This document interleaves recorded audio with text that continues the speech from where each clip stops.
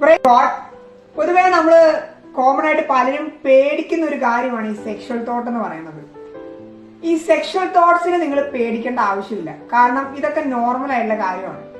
പലരും ഇത് പാപമാണ്, ലൈംഗിക ചിന്ത പാപമാണെന്നൊക്കെ ഈ പറയുന്നവരുണ്ട്.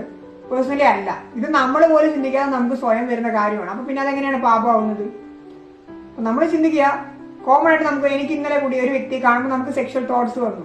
ഓക്കെ, വളരെ നല്ല കാര്യം, ഞാനൊരു ആൺകുട്ടിയാണ്, എനിക്കതുണ്ടാവും. ലൈംഗിക വികാരം ഉണരും, ഞാൻ ആൺകുട്ടിയാണ്, അതുകൊണ്ടാണ്.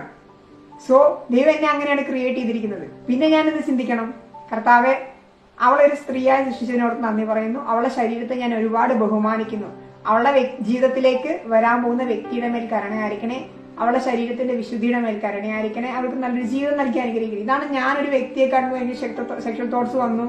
ഓക്കെ, ഞാൻ അതൊന്നൊരു കാര്യമാക്കി എടുക്കുമ്പോഴാണ് ഈ തോട്ട്സ് ഇങ്ങനെ നമ്മളിട്ട് ഇതാവുന്നത്. മറിച്ച് ഇത് എന്റെ തോട്ട്സ് അല്ല.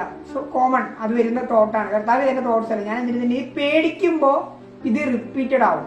സ്റ്റോപ്പ് ചെയ്യാൻ ആഗ്രഹിക്കുമ്പോൾ ഇതിങ്ങനെ പിന്നെ ഇതാണ് ഈ ആൾക്കാരിട്ട് വട്ടം കറക്കുന്നത്. പിന്നെ നമ്മൾ അതിനെ വലിയ കാര്യമായിട്ട് കാണണ്ട. തോട്ട്സ് വരും പോവും. നമ്മൾ എന്താണ്, ഈശോ നമ്മളെ കുറിച്ച് പറഞ്ഞ കാര്യം ഈ വചനം. ആ വചനമാണ് നമ്മള്. നമുക്ക് വേണ്ടി ഒരു ജീവിത പങ്കാളി വെയിറ്റ് ചെയ്യുന്നുണ്ട്. ആ വ്യക്തിക്ക് വേണ്ടി ഞാൻ എന്റെ വിശുദ്ധിയെ കാത്തു സൂക്ഷിക്കുക. ആമേൻ.